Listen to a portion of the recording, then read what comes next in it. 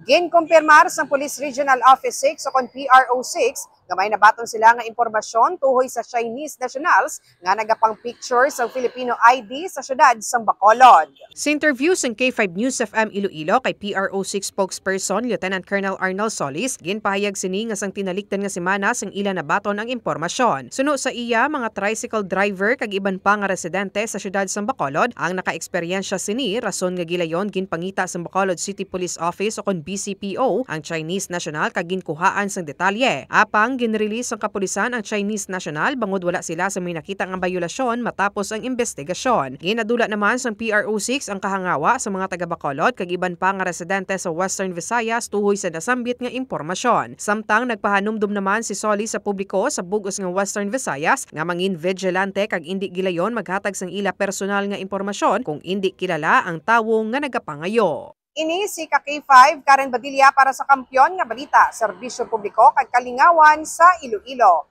K5 News FM.